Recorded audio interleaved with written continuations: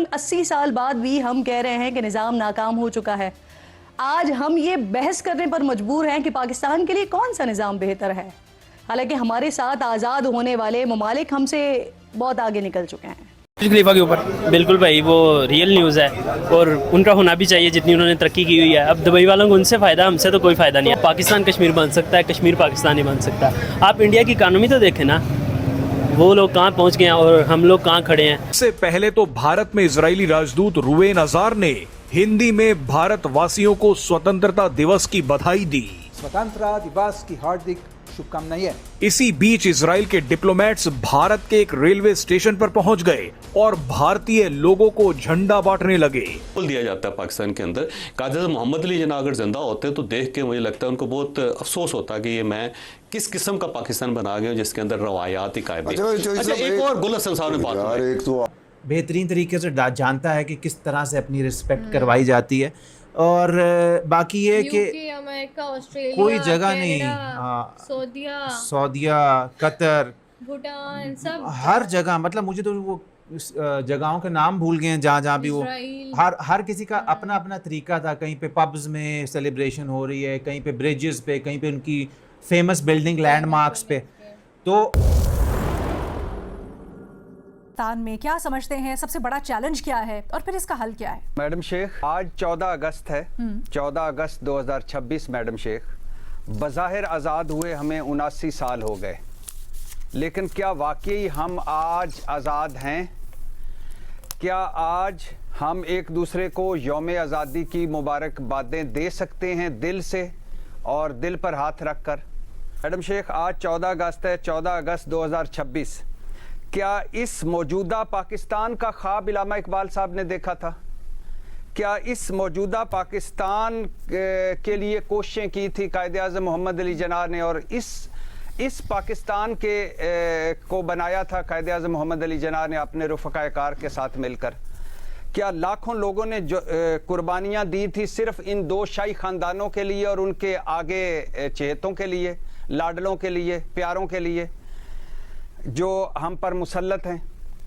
और मुसल्लत भी उस रास्ते से हुए हैं जो ना कायदे आज़म मोहम्मद अली जिन्ना का रास्ता है, ना इल्लामा इकबाल साहब का रास्ता है। आज 14 अगस्त है मैडम शेख, 14 अगस्त 2026। हम IMF के आज भी ग़ुलाम क्यों हैं? हम भूखे नंगे और मकरूज़ क्यों हैं?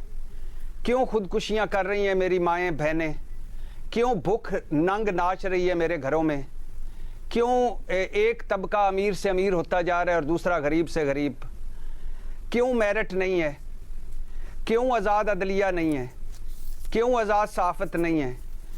क्यों बुनियादी इंसानी हकूक़ नहीं है? क्यों कायदे आज़म साहब की तकरीर के मुताबिक हम ज़िंदगी नहीं गुजार पा रहे, या उनके जो अफ़कार थे उनके मुताबिक? क्यों हजूम कौम ना बन सका? क्यों हम भटक गए? क्यों मंजिल हमसे दूर हुई? और मैडम शेख, आज 14 अगस्त है, 14 अगस्त 2026। ना पार्लियामेंट का तकद्दुस है, ना वोट की इज़्ज़त है, ना जमहूर वाली जमहूरियत है, ना अदलिया आज़ाद है, ना आज़ाद सहाफ़त है, और ना खिदमत खल्क वाली सियासत है। आपने कहा कि 3 बड़े चैलेंजेस, सबसे बड़ा चैलेंज मैंने पूछा था, तो एक बड़ा चैलेंज अगर आप तीनों को सम अप करें तो हमारी मौजूदा लीडरशिप। अच्छा, लीडरशिप, मैं माजरत चाहता हूं, मैंने नाम साथ लगाया। जब तक ये लोग मौजूद हैं, हम इसी तरह इसी भूख नंग और कर्जे में डूबे रहेंगे, इसी तरह मंजिल से भटके रहेंगे, इसी तरह रास्ते में रहेंगे। अगर आपने मुल्क को आगे ले जाना है, मुल्क इनके लिए नहीं बनाया गया था जो आज ये बारियां बदल बदल के आ रहे हैं और ये 36 साल हुक्मरानियां करके भी कह रहे हैं कि हमें एक मौका और दो। क्या करें? कोई नया लीडर पैदा करें, पैदा होने का इंतजार करें, कहां से लेके आए? क्या फेयर एंड फ्री इलेक्शन करवाएं और उसके बाद जमहूरियत को निचली सतह पर ले जाएं, बल्दियाती निज़ाम तक ले जाएं, ठीक है, नए सूबे बनाएं, ठीक है, और 2 शाही खानदानों से जान छुड़ाएं। ओके महमल, आपकी क्या राय है? भट्टी साहब ने तो गिले शिकवे भी किए और भट्टी साहब ने बहुत ब्लीक पिक्चर भी पेंट की। जो आपका जो बुनियादी सवाल है कि पाकिस्तान के जो एक सबसे बड़ा चैलेंज क्या है। मैं समझती हूँ, देखिए वैसे तो अलीना बहुत ज़्यादा चैलेंजेस हैं। ऑब्वियसली हम यहाँ पर बात पहले भी कर चुके हैं, मईशत है हमारी, उसके अलावा दहशतगर्दी है, यानी सिक्योरिटी चैलेंज, इंटरनल एक्सटर्नल दोनों है, क्लाइमेट चेंज है, पॉलिटिकल स्टेबिलिटी का मसला है, जमहूरियत जिस तरीके से हाइब्रिड निज़ाम में बदलती जा रही है, बदल गई है एक अथॉरिटेरियन निज़ाम की तरफ जो हम जा रहे हैं, तो उसकी वजह से जो फ्रीडम्स के ऊपर कदगन है, वो सब बहुत बड़े मसाइल हैं। लेकिन मेरे ख्याल में जो बहुत बड़ा मसला एक पाकिस्तान के लिए है, वो है पाकिस्तान की पॉपुलेशन ग्रोथ। मैं इससे पहले भी बात कर चुकी हूँ, लेकिन मैं फिर भी ये दोबारा इसलिए बात करना चाहूँगी अलीना कि देखिए पाकिस्तान में हर साल जो है 60 लाख बच्चे पैदा होते हैं, जो कि न्यूजीलैंड की आबादी से ज़्यादा है। आप यानी कि खुद सोचिए कि हम हर साल एक मुल्क पैदा कर रहे हैं बेसिकली। पिछले 4 साल की अगर आप एवरेज जीडीपी ग्रोथ देखें तो उससे ज़्यादा हमारी पॉपुलेशन ग्रोथ है। और जिस मुल्क में पहले ही बेरोज़गारी हो, महंगाई बहुत ज़्यादा हो, तो वो कैसे इस चीज़ का हामिल हो सकता है कि उसकी पॉपुलेशन इस तेज़ी से जो है वो बढ़ती जाए? वो कैसे ये बर्दाश्त कर सकता है? जो बच्चे पैदा हो रहे हैं लीना, आप उनके फ्यूचर के बारे में सोचें ना, कि ना तो उनके लिए पढ़ने के लिए स्कूल मिलेंगे, ना यूनिवर्सिटीज़ होंगी, और जो बच्चे पढ़ जाएंगे उनको देने के लिए तो रोज़गार नहीं होगा। यहाँ पर आए दिन बात होती है कि हुकूमत डिलीवर नहीं कर सकी गुड गवर्नेंस के ऊपर, मईशत के ऊपर, बाकी चीज़ों के ऊपर। तो मेरे ख्याल में कोई भी हुकूमत आए वो डिलीवर नहीं कर पाएगी जिस तरह की जिस तेज़ी से हमारे यहाँ जो है वो पॉपुलेशन ग्रोथ हो रही है। तो इसलिए जो सबसे इम्पॉर्टेंट चीज़ है मेरे ख्याल में वो किसी भी हुकूमत के लिए वो है पॉपुलेशन मैनेजमेंट। उसकी ज़रूरत है हमें एक वॉर फुटिंग के ऊपर, मैं कहूँगी एक इमरजेंसी की तरह हमें इसको देखना पड़ेगा और इस हालात से निपटने के लिए।